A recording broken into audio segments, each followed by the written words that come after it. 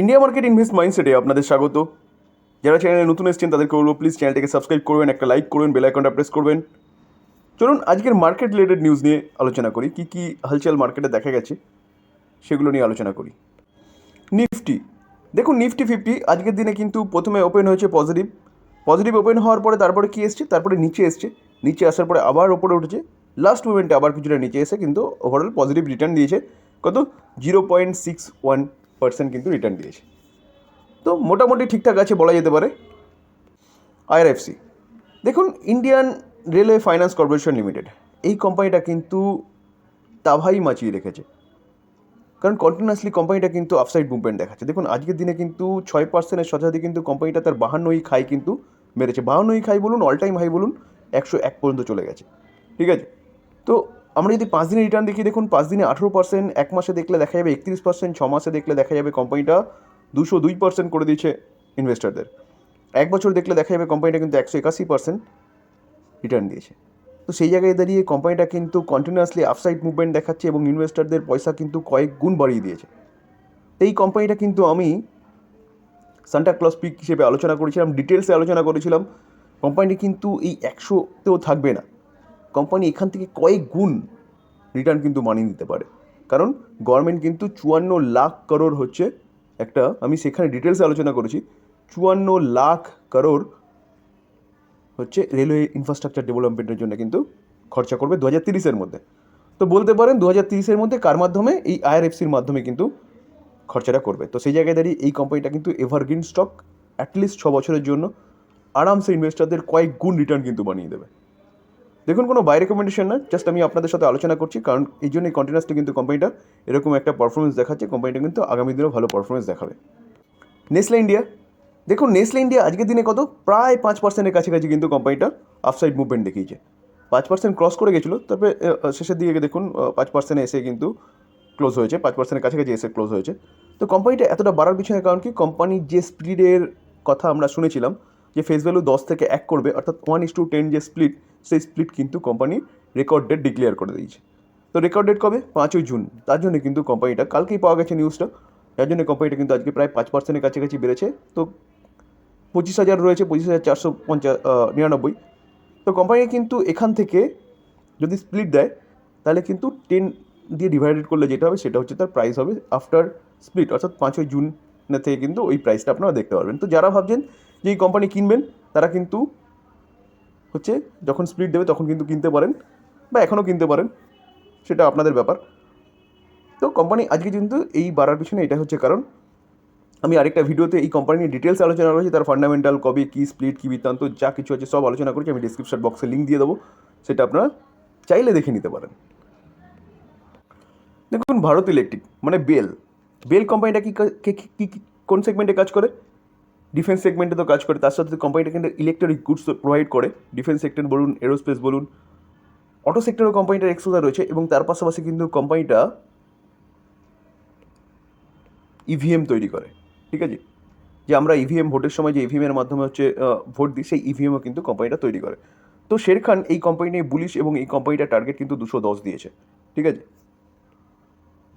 তো আমরা যদি বেলকে দেখি, তাহলে বেলকে দেখলে দেখা যাবে, দেখুন আজকের দিনে কত? 0.26% ওপরে মুভমেন্ট দেখিয়েছে। তো কোম্পানিটা কিন্তু এখন চলছে কততে? 173-এ চলছে, এখান থেকে 210-এর কথা বলছে কিন্তু শের খান। ঠিক আছে, তো কোম্পানিটা অবশ্যই ভালো কোম্পানি, যেহেতু কোম্পানিটা মানে বিজনেসটা বেশ ডাইভার্সিফাইড। তো সেই জায়গায় দাঁড়িয়ে কিন্তু এই কোম্পানি চিন্তাভাবনা করতে পারেন, কোম্পানিটা ভালো আপসাইড মুভমেন্ট কিন্তু দেখাতে পারে। দেখুন আমরা যদি প্রিভিয়াস রিটার্ন দেখি, তাহলে কোম্পানিটা এক বছরে 70% রিটার্ন দিয়েছে। আমরা যদি কোম্পানিটার 5 বছর রিটার্ন দেখি, দেখুন 5 বছরে 487% রিটার্ন দিয়েছে। তো আমরা এই কোম্পানি নিয়েও কিন্তু ডিটেলসে আলোচনা করেছি, আপনারা চাইলে কিন্তু এই কোম্পানিটার আলোচনাটা দেখতে পারেন, আমি ডেসক্রিপশন বক্সে লিঙ্ক দিয়ে দেবো। দেখুন কোল ইন্ডিয়া আজকের দিনে কত? 6% মতন বেড়েছে। তো কোল ইন্ডিয়া 6% বেড়েছে কেন? কোল ইন্ডিয়া নিয়ে কী নিউজ পাওয়া যাচ্ছে সেটা তো কভার করবো, তার আগে বলবো দেখুন কোল ইন্ডিয়া কিন্তু আজকের দিনেই 52 খাই কিন্তু মেরেছে। তো চলুন আমরা দেখি কোল ইন্ডিয়া আজকের দিনে এরকম 6% বাড়ার পিছনে কারণ কি। দেখুন আজকে অয়েল কোম্পানিগুলো এতটা জাম্প হওয়ার পিছনে কারণ হচ্ছে যে 19শে ডিসেম্বর, অর্থাৎ আজকের দিনেই গভর্নমেন্ট কী করেছে? Slash the windfall tax. ঠিক আছে, এবং কি আরেকটা কারণ হচ্ছে ক্রুড অয়েল কিন্তু মানে অনেকটা কন্ট্রোলে রয়েছে, কন্ট্রোলে মিনস অনেকটা নিচে রয়েছে। তো যার জন্যে কিন্তু আজকে এই অয়েল কোম্পানিগুলো যে আছে তাদের কিন্তু ওপরে ওঠার কারণ বলতে পারেন। দেখুন এই আর্টিকেল দেখলে দেখা যাবে the tax levied from the special additional excise duty on domestically reduce করেছে, ঠিক আছে। Crude oil has been reduce to কত রুপিস 1300 ফ্রম কত 5000 এ টন, ঠিক আছে। যেখানে যার জন্যে কিন্তু আজকের দিনে ক্রুড অয়েলের হচ্ছে এতটা আপসাইড মুভমেন্ট দেখিয়েছে। মূলত এই কারণেই কিন্তু অয়েল ইন্ডিয়া হচ্ছে আজকে 7% মতন বেড়েছে। দেখুন স্পাইস জেট কালকে 20% আপার সার্কিট মারার পরে কিন্তু আজকে 3% ওপরে খুলেছে। তো কোম্পানিটা ওপরে বন্ধ হয়েছে, কোম্পানিটা কিন্তু অনেক দূর পর্যন্ত গেছিলো, সেখান থেকে কিন্তু কিছুটা প্রফিট বুকিং বলতে পারেন, তারপরে কিন্তু কোম্পানিটা 3%-এর কাছাকাছি গিয়ে বন্ধ হয়েছে বা ক্লোজ হয়েছে।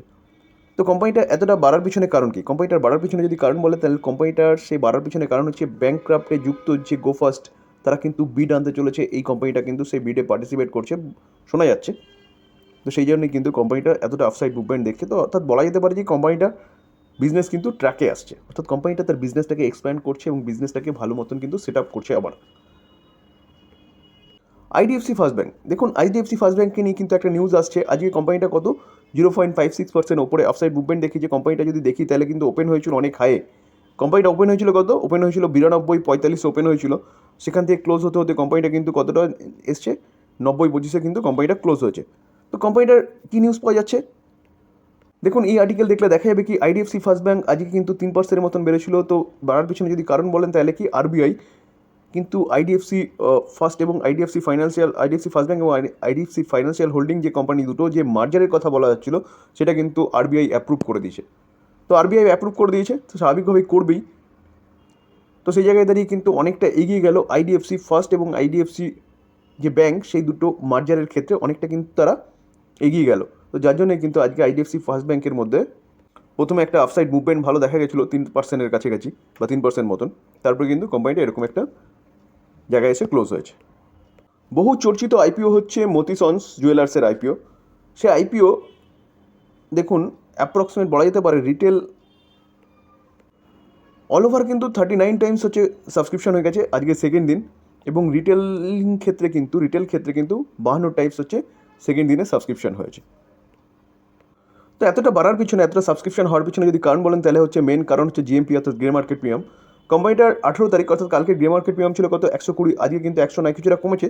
কমলেও কিন্তু কোম্পানিটার গ্রে মার্কেট প্রিমিয়াম 19 তারিখে দেখুন আজকের দিনে কারেন্ট যে গ্রে মার্কেট প্রিমিয়াম দেখা যাচ্ছে সেটা দেখলেও দেখা যাবে কোম্পানিটা কিন্তু 200%-এর উপরে এখনও পর্যন্ত কিন্তু গ্রে মার্কেট প্রিমিয়াম চলছে, ঠিক আছে। তো স্বাভাবিকভাবে এতটা যদি প্রফিট পাওয়া যায় সবাই কিন্তু চান্স নেবে, যার কপালে বাঁধবে এই কোম্পানিটা তারা কিন্তু এতটা প্রায় 200% কিন্তু হচ্ছে একটা লিস্টিং গেন কিন্তু এক্সপেক্ট করতে পারেন। অ্যাপোলো টায়ার সেগমেন্টে কিন্তু একটা ভালো কোম্পানি বলতে পারেন। কোম্পানিটা আজকের দিনে ওপেন তো হয়েছিল খুব ভালো, তো কিন্তু প্রফিট বুকিংয়ের শিকার হয়েছিল এবং অবশেষে কিন্তু কোম্পানিটা 0.65% হচ্ছে একটা আপসাইড মুভমেন্ট দেখিয়েছে। দেখুন চার্ট দেখলে বোঝা যাচ্ছে ভালো ওপেন হয়েছিল, সেখান থেকে কিন্তু নিচে এসছে। তো কোম্পানি নিয়ে কী নিউজ পাওয়া যাচ্ছে চলুন নিউজটা কভার করি। তো অ্যাপোলো টায়ার আজকের দিনে কিন্তু প্রথমের দিকেই 4.3% হচ্ছে আপসাইড মুভমেন্ট দেখিয়েছিল, তারপরে প্রফিট বুকিং হয়েছে।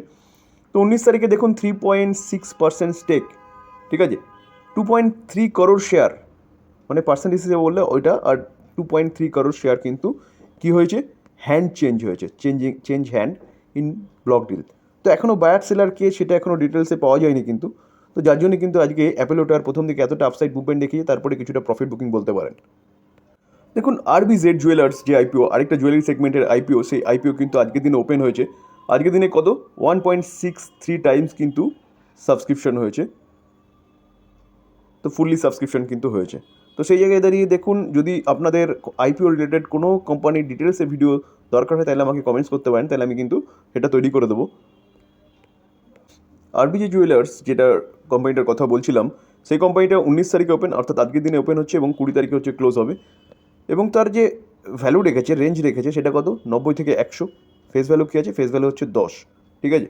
তো আপনারা হচ্ছে 21 তারিখের মধ্যে কিন্তু আপনারা হচ্ছে যারা পার্টিসিপেট করতে চান তারা কিন্তু করতে পারেন।